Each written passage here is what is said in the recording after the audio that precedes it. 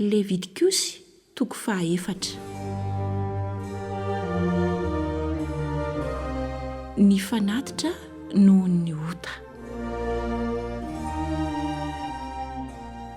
Ary Jehovah niteny tamin'i Mosesy ka nanao hoe: Mitenena amin'ny Zanak'Isiraely hoe: raha misy olona manota nahy ny didin'i Jehovah amin'izay tsy tokony hatao, ka mandika ny anankiray amin'ireny. Raha ny mpisorona voaositra no manota ka mahameloka ny olona, dia ka hanatitra vantotr'ombilahy tsy misy kilema izy noho ny fahotany izay nataony, dia fanatitra noho ny ota ho an'i Jehovah. Ary hitondra ny vantotr'ombilahy ho eo anoloan'ny varavaran'ny trano-lay feonana izy, ho eo anatrehan'i Jehovah. Ary ametraka ny tanany amin'ny lohan'ny vantotr'ombilahy izy, ka hamono azy eo anatrehan'i Jehovah. Ary hangalan'ny mpisorona voaositra ny ranon'ny vantotr'ombilahy, ka hoentiny ho amin'ny trano-lay feonana. Ary ny mpisorona hanoboka ny fandoroany eo amin'ny Raha, ka hafafiny impito eo anatrehan'i Jehovah, eo anoloan'ny efitra lamba ao amin'ny fitoerana masina. Ary ho tentenan'ny mpisorona Raha ny tandroky ny alitara fandoroana didin'i eo anatrehan'i Jehovah, izay ao amin'ny trano-lay feonana. Ary ny raha sisa rehetra avy amin'ny vantotr'ombilahy dia haidiny eo ambodin'ny alitara fandoroana ny fanatitra dorana, izay eo anoloan'ny varavaran'ny trano-lay feonana.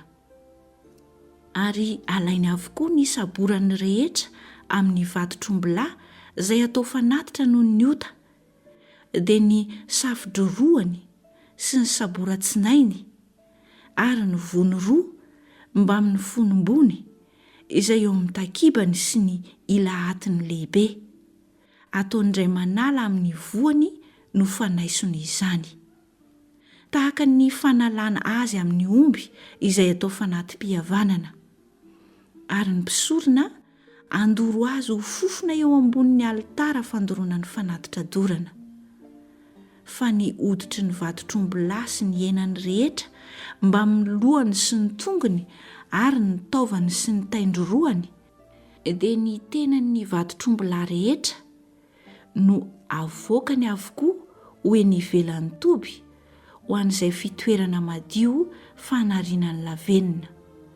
Ary andoro azy eo ambonin'ny kitay eo amin'ny afo izy, eo amin'ny fanarinan'ny lavenina no andorona azy. Ary raha ny fiangonana dia ny Israely rehetra kosa ny manota nahy, fa misy tsy hita ny mason'ny fiangonana, ary mandika ny anankiray amin'ny didin'i Jehovah amin'izay tsy tokony hatao izy ka meloka, rehefa fantatra ny ota izay nataony, dia hanatitra vantotr'ombilahy ny fiangonana ho fanatitra noho ny ota, ka hitondra azy ho eo anoloan'ny trano-lay feonana.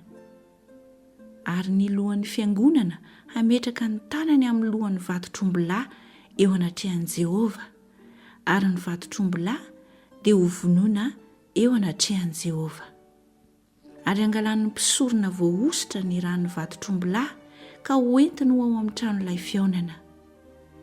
Ary ny mpisorona hanoboka ny fanondrony amin'ny Raha, ka hafafiny impito eo anatrehan'i Jehovah, dia eo anoloan'ny efitra lamba. Ary hangalan'ny koa ny Raha, ka hatentiny eo amin'ny tandroky ny alitara izay eo anatrehan'i Jehovah, dia ilay ao anatin'ny trano-lay feonana. Ary ny raha sisa rehetra dia ahidiny eo ambodin'ny alitara fandoroana ny fanatitra dorana, izay eo am-baravaran'ny trano-lay feonana. Dia hanaisotra ny saborany rehetra izy, ka andoro azy ho fofona eo ambonin'ny alitara. Ary ny vantotr'ombilahy dia ataony tahaka ny efa nataony tamin'ny vantotr'ombilahy izay natao fanatitra noho ny ota. Toy izany no hanaovany azy. Ary ny mpisorona hanao fanavotana ho an'ny olona, dia avela ny elony. Ary ny vantotr'ombilahy dia avoakany hoe ny ivelan'ny toby, ka hodorany tahaka ny efa nandorony ny vantotr'ombilahy voalohany, dia fanatitra noho ny ota ho an'ny fiangonana izany. Ary raha misy mpanapaka manota tsinahy ka mandika ny anankiray amin'ny didin'i Jehovah Andriamaniny amin'izay tsy tokony hatao ka meloka, ary misy mampahafantatra azy ny fahotany izay nataony, dia hitondra osilahy tsy misy kilema ho fanatiny izy, ary ametraka ny tanany amin'ny lohan'ny osilahy izy, dia hamono azy eo amin'ny famonona ny fanatitra dorana eo anatrehan'i Jehovah, dia fanatitra noho ny ota izany. Ary hangalan'ny mpisorona amin'ny fanondrony ny ranony fanatitra noho ny ota, ka hatentiny eo amin'ny tandroky ny alitara fandoroana ny fanatitra dorana. Ary ny raha sisa dia ahidiny eo ambodin'ny alitara fandoroana ny fanatitra dorana. Ary ny saborany rehetra dia hodorany ho fofona eo ambonin'ny alitara tahaka ny saboran'ny fanatim-pihavanana. Ary ny mpisorona anao fanavotana ho azy noho ny fahotany dia avela ny elony. Ary raha misy amin'ny vahoaka manota tsinahy ka mandika ny anankiray amin'ny didin'i Jehovah amin'izay tsy tokony hatao ka meloka, ary misy mampahafantatra azy ny fahotany izay nataony, dia hitondra osivavy tsy misy kilema ho fanatiny izy noho ny fahotany izay nataony. Ary ametraka ny tanany amin'ny lohan'ny fanatitra noho ny ota izy, dia hamono azy eo amin'ny fitoeran'ny fanatitra dorana. Ary hangalan'ny mpisorona amin'ny fanondrony ny Raha, ka hatentiny eo amin'ny tandroky ny alitara fandoroana ny fanatitra dorana. Ary ny raha sisa rehetra dia ahidiny eo ambodin'ny alitara. Ary esoriny avokoa ny saborany rehetra tahaka ny fanesorana ny saboran'ny fanatim-pihavanana. Ary ny mpisorona andoro azy ho fofona eo ambonin'ny alitara ho hanitra kasitrahana ho an'i Jehovah. Ary ny mpisorona anao fanavotana ho azy dia avela ny elony. Ary raha zanak'ondry no entiny ho fanatitra noho ny ota, dia ny vavy tsy misy kilema no entiny. Ary ametraka ny tanany amin'ny lohan'ny fanatitra noho ny ota izy, dia hamono azy ho fanatitra noho ny ota eo amin'ny famonona ny fanatitra dorana.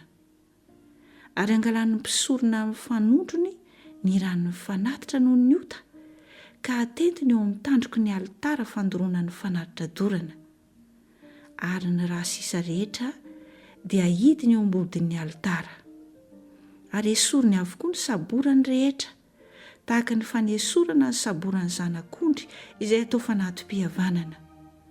Ary ny mpisorona andoro azy ho fofona eo ambonin'ny alitara ambonin'ny fanatitra atao amin'ny afo an'i Jehovah.